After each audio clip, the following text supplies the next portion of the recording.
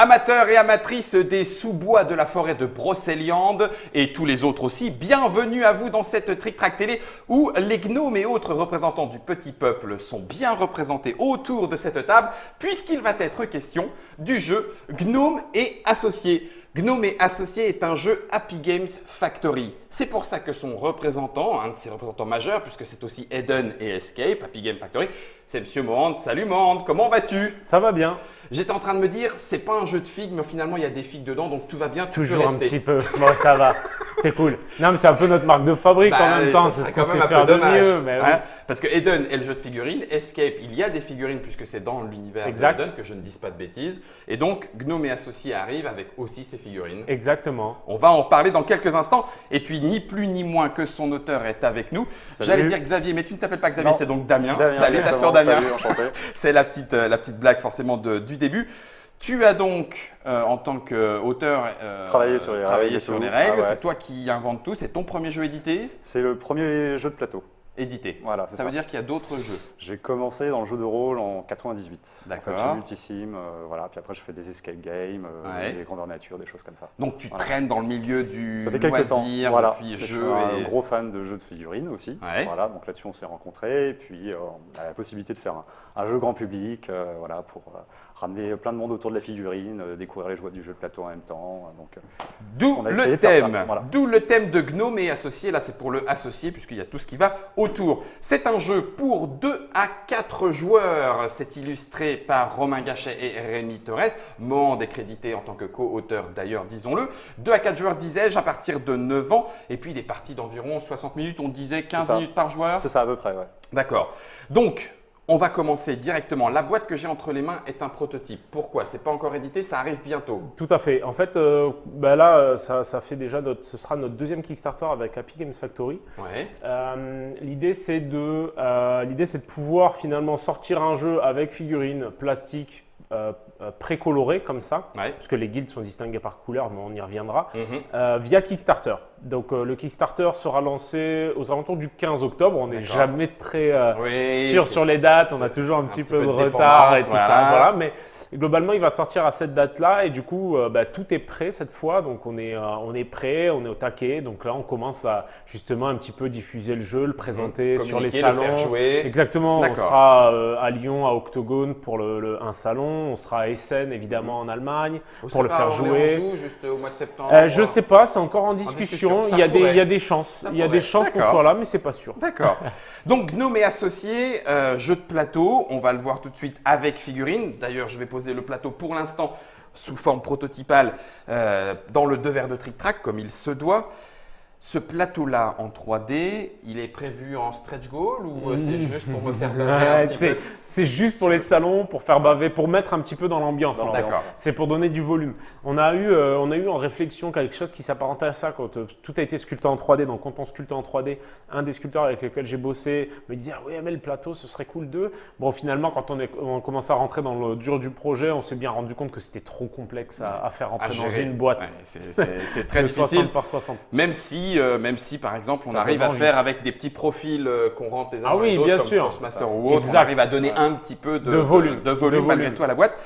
Je me retourne à nouveau vers Damien. Quel est du coup le pitch? Tu as parlé de guild, on a parlé de petit peuple, puisqu'a priori c'est les membres du petit peuple qui vont se tataner. Je te laisse la parole.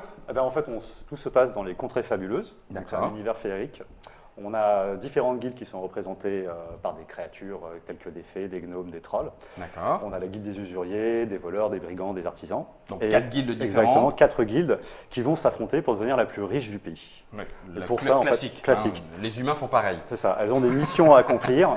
Voilà. Et la première qui a terminé sa mission met fin au jeu. Met fin au jeu. Et on compte les points. Celle qui a le plus d'or. D'accord. Voilà, à elle la gloire. Alors, j'ai en l'occurrence sur la caméra déportée les 4 représentants des petits peuples féeriques. Donc là, on a un troll. Ouais. Alors, est-ce qu'on est plutôt dans la classification du petit peuple tel que dans les légendes, c'est-à-dire le troll il est assez petit, farceur, ou est-ce qu'on est dans les trolls géants qui c'est plutôt du gros troll qui tabasse. D'accord. Sur ce coup-là, c'est du troll qui tabasse. On a à côté, tu la présentes, c'est la petite fée qui se déplace bien, mais très agile. Bon, très agile, ouais, exactement. D'accord, mais un petit peu fragile, j'imagine. Ah carrément, comme sa figurine. Par contre, même ligne. Ça y est, on arrive à faire de plus en plus de figurines. Sur de la 3D, ça c'est de la 3D en plus, et du coup c'est vrai qu'au final, ça a été notre première tentative un peu compliquée de 3D, et au final on est très content en fait du résultat puisqu'on arrive à avoir un certain détail. On voulait pas des choses trop chargées non plus parce que on essaie de s'adresser aussi à un public un peu plus jeune. Pas forcément figuriniste. C'est ça. L'idée c'est aussi de faire des portes vers la figurine puisque nous finalement ce qu'on aime c'est, il y a beaucoup de joueurs de figurines, mais ce qu'on veut c'est essayer de toucher un petit peu un public un peu plus familial aussi. Et du coup avec des designs plus épurés ça nous permet aussi de… Ouais, malgré tout on a texture de peau, de poils, de chapeau, de vêtements, donc du détail. Les petites lunettes, le pommeau avec même la petite sculpture autour de la canne du léprechaune, puisque c'est bien un léprechaune. C'est ça, c'est un petit gnome. Qui compense c'est un petit gnome. Sa taille par son chapeau. C'est ça, toujours.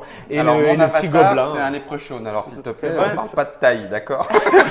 Je prends Et puis, à côté, on a un petit gobelin.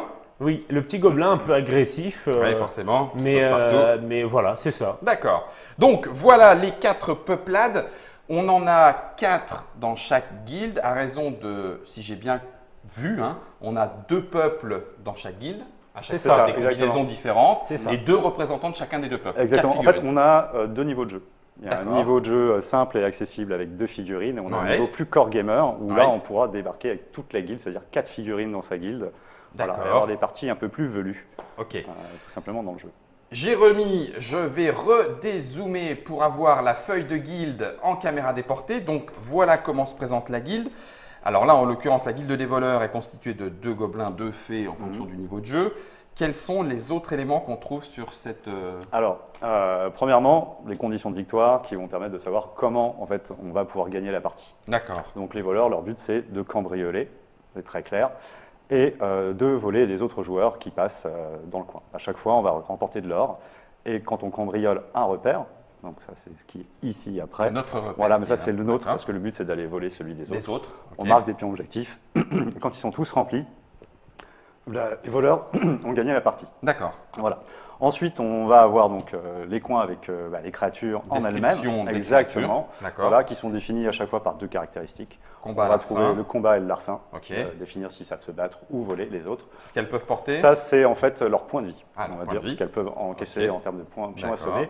Et on a ensuite la petite spécialité, le pouvoir, voilà, le vénard sur le gobelin, le vol pour la fée. Je profite de présenter les 2 autres membres. On a les gnomes avec la compétence malin et le troll protection qui en plus a 3 points de vie. En fait, c'est sa compétence. Voilà. Ça lui permet d'encaisser beaucoup plus. Il est très costaud. Par exemple, il tape assez fort. Combat, voilà, c'est le plus puissant. Allez donc, placement produit. C'est ça. Placement produit. Eden sur le… Non, j'ai un magasin de chaussures à côté de chez moi qui s'appelle Eden, donc je voulais promouvoir ce magasin de chaussures. D'accord, on y croit tous. Du côté de Saint-Ouen. On y croit tous très très bien fort. Donc, on a vu quels sont les objectifs, ils sont particuliers à chacune des guildes. On a vu grosso modo et rapidement les différences entre les 4 races. Comment est-ce que le jeu, comment est-ce qu'il se déroule? Ça se déroule en tours, chacun son tour, chacun un bonhomme? Alors c'est des tours, mais on va jouer de manière alternée. Chacun va activer une figurine, puis on passe à son voisin, et ainsi de suite. D'accord. Donc on a joué tous chacun de nos figurines, les 2 figurines ou les 4 selon le mode de jeu. On change de tour. Voilà. À partir de ce moment-là, en fait, on joue avec des actions générales et des sets de cartes à jouer. Donc si tu veux, voilà, on va passer ici. Maintenant au mode carte. Alors sur le mode carte, là tu m'as passé les premières, elles sont d'un type. Alors je le rappelle, on est sur un prototype, bien évidemment. Les éléments qui vous seront présentés seront beaucoup plus, comment dirais-je, chiadés. Voilà. C'est ça. On peut le dire comme ça. Bénédiction, bouclier, petit malin, c'est un type de carte particulier, ceux-là? En fait, ça c'est les cartes génériques. Toutes les guildes ont en fait un certain nombre de cartes génériques qu'elles ont en commun. Donc on va pouvoir retrouver, ce qui est assez facile du coup à assimiler. Vous passez d'une guilde à l'autre sans trop de problèmes. Et chaque guilde après a 4 cartes spécifiques. On va retrouver dans un certain nombre d'exemplaires qui vont vraiment typer la guilde dans ses pouvoirs, ce qu'elle va pouvoir faire. D'accord. D'accord. Donc on en reçoit un certain nombre en début de partie. Exactement. Et quand on active une figurine, en fait, on peut les dépenser autant qu'on veut. Ah, d'accord, voilà. je peux toutes les jouer sur une oui, activation de figurine. exactement. Par contre, on va les récupérer qu'à la fin du tour. Donc si on a tout claqué sur la première, quand on arrive avec la deuxième, elle va se retrouver un peu nue. Ok, d'accord. Voilà. Pareil si on joue avec les 4. Exactement. Ok. Voilà. Ok, d'accord. Tout va être de bien savoir comment les doser justement, cette dose entre les actions générales qu'on peut faire de manière très simple et l'utilisation des cartes. Sachant qu'en plus, on peut se retrouver aussi à la fin d'un tour avec des cartes qui restent en main. Mais là, on va recomposer une main en repiochant un nouveau, en défaussant celle qui nous intéresse moins, et c'est reparti. D'accord. Donc, il y a un côté en début de tour. J'oriente le tour à venir en sélectionnant ma main un petit peu. De stratégie. Je voulais de la stratégie quand même un peu dans le jeu. Voilà, c'est un jeu qui va être fun, sympa, rapide, mais sur lequel on va pouvoir un peu prévoir ses coups à l'avance. Après, vu que chaque joueur peut aussi avoir des cartes de contre, des choses comme ça qu'on joue de manière alternée, on n'est pas à l'abri des surprises. C'est ça qui fait aussi c'est ça qui fait le fun, on va dire, du jeu et qui a emmené Mond dans l'aventure. Parce que Mond est un homme fun, on ne le dirait pas. Ah ben non, mais je n'arrête pas moi. Je rigole en permanence. Non, ça se voit. Là, je lance des grands yeux comme ça. Dès qu'il dit une connerie, comme ça, je regarde fixement et je mets des coups de pied sur la table parce que j'ai le pied long. Là, je commence à avoir mal aux genoux. Du coup. Ça veut dire que tu as déjà dit beaucoup de conneries. Non, mais c'est bien résumé. Autre composant des dés. Alors, des dés, oui, pourquoi? En fait, on voulait un jeu qui soit vachement simplement accessible en fait, aux plus jeunes et à ceux qui démarrent dans la figurine. Donc, plutôt que d'avoir un dé classique, on s'est dit, tiens, on va prendre des dés avec des couleurs. Et chacun est marqué, en fait, avec des réussites.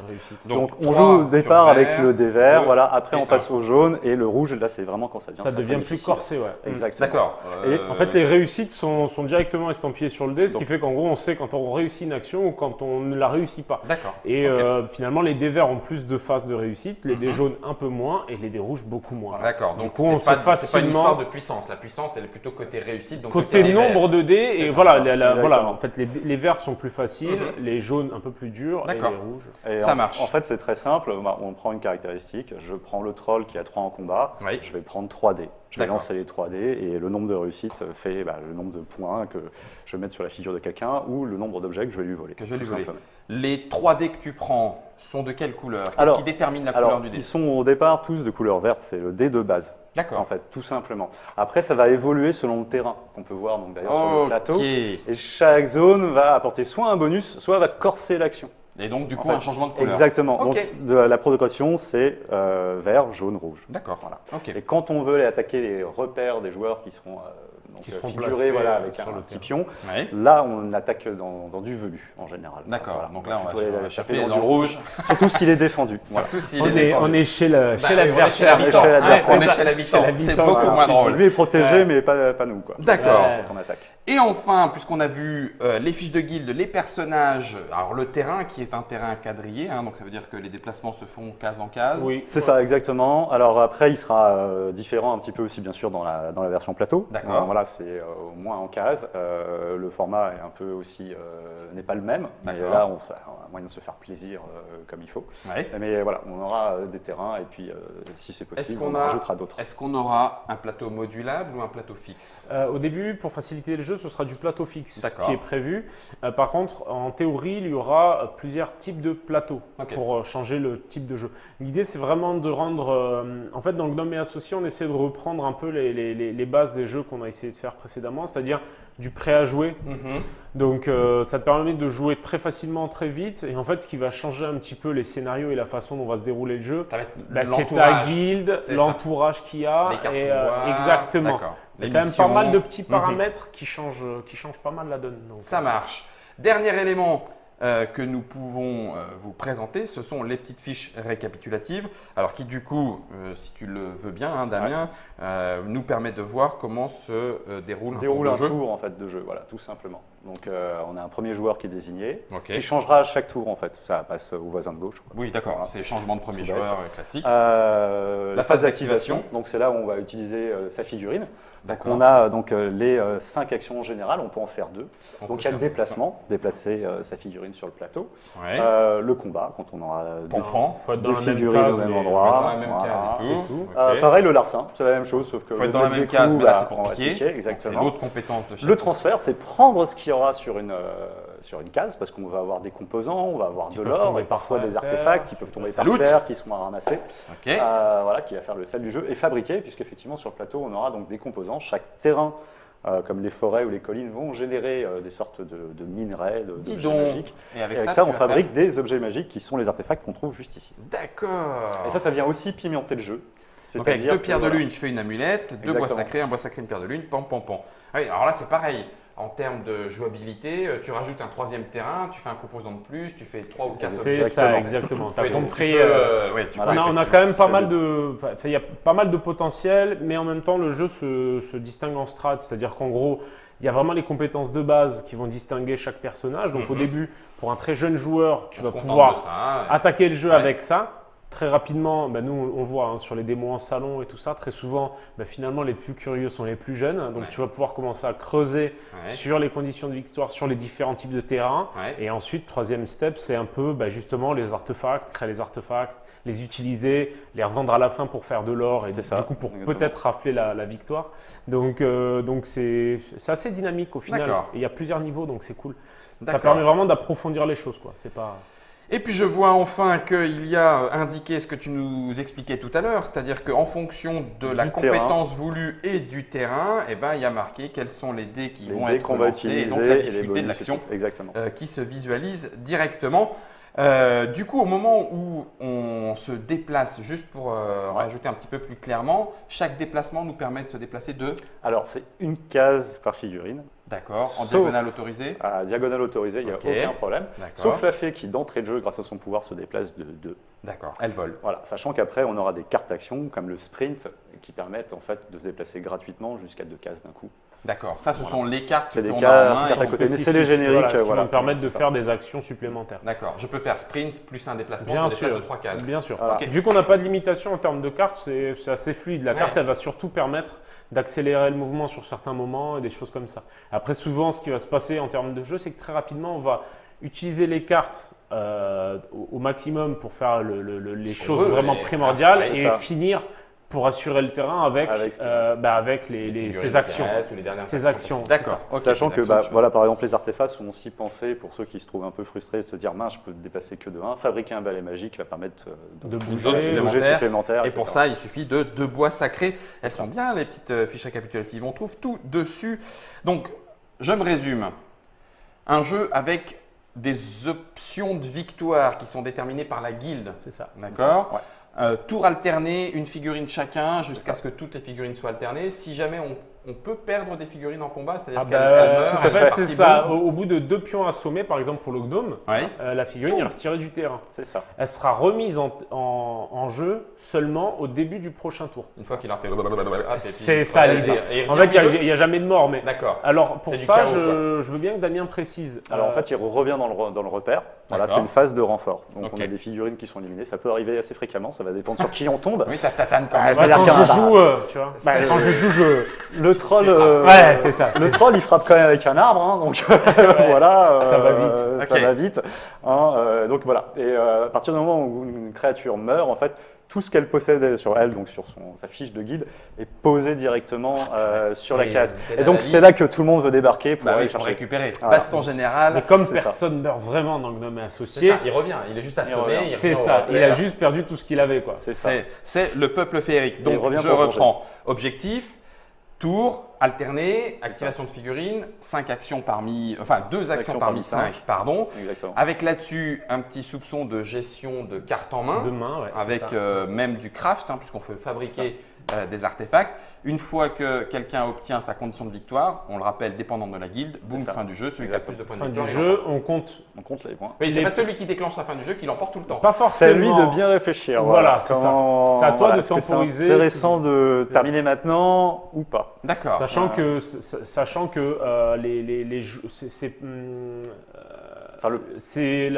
le gain d'or est secret en fait. Donc au final, l'adversaire n'est pas forcé de te dire combien il lui reste d'or. Donc au final, il faut réussir à un peu tenir les comptes. Bon, tu vas le voir devant lui. Il y a une information cachée. Tu les as devant, mais tu n'es pas obligé d'annoncer. Voilà, il m'en manque un. Et j'ai gagné. Voilà, ça, j'ai gagné.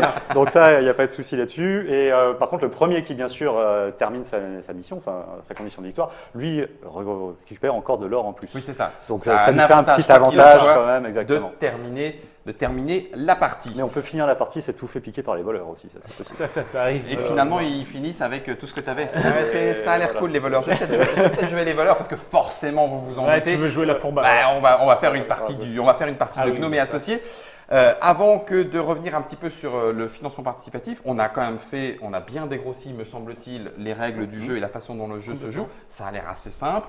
Est-ce qu'il y a des effets de cartes particuliers à voir ou est-ce qu'il vaut mieux les découvrir en jeu parce que ça fait partie aussi du plaisir de la surprise.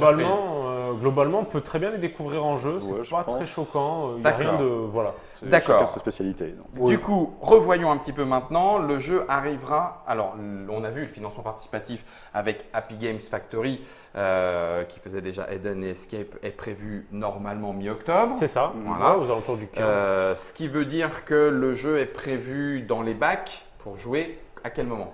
On se laisse en gros 6 mois. 6 mois entre la finalisation du Kickstarter et la livraison. D'accord. Voilà, tout simplement. L'idée, c'est que là, en fait, sur Stigmata, par exemple, on a eu du retard parce qu'en fait, c'était notre premier jeu de rôle et en fait, on ne se rendait pas compte que ce n'était pas la créa forcément des sculptures qui allait prendre le plus de temps, puisqu'il y en a peu, mais c'était l'écriture.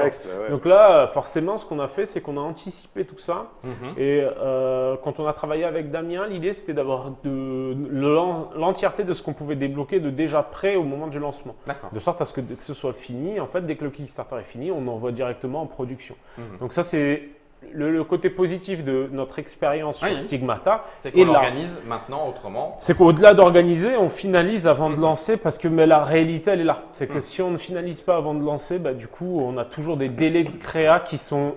Après un Kickstarter, il y a toujours un retombé en termes d'énergie. Et pour pallier à ça, on est obligé de tout finaliser en amont pour être tranquille, pour que derrière, ça déroule. Voilà, il n'y a plus qu'à dérouler et se retrouver avec le jeu entre les mains. Je vous remontre à nouveau la boîte. Alors, bien évidemment, ce n'est pas la boîte définitive. Alors, si, on est en visuel quasi définitif, mais ici, c'est un prototype. C'est magnifiquement scotché. Même si les scotches sont très bien posés. Merci à Julie. Julie, toujours là quand il faut faire du montage de boîte. Gnome et Associés donc, chez Happy Games Factory. Ça se joue donc de 2 à 4 joueurs. C'est un jeu de Mohand et c'est un jeu de Damien. C'est illustré par Romain Gachet et Rémi Torres chez Happy Games Factory. C'est à partir de 9 ans, puisqu'effectivement, il y a différents niveaux. Donc voilà, 15 minutes par joueur.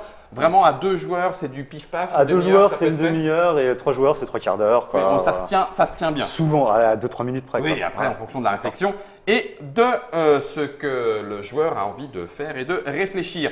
On va poser le Gnome et Associés sur la table. Je vous propose de vous retrouver dans une autre vidéo avec… peut-être pas Mohand, parce que si c'est pour me tataner la tronche, je suis pas sûr que je vais jouer avec toi. On va voir. En tout cas, avec Damien, ça c'est sûr, pour faire une petite partie de Gnome et Associés. Merci à vous de nous avoir suivis. Et puis, on se retrouve dans la vidéo d'après tout de suite. À tout à l'heure. C'est à vous de jouer. Salut!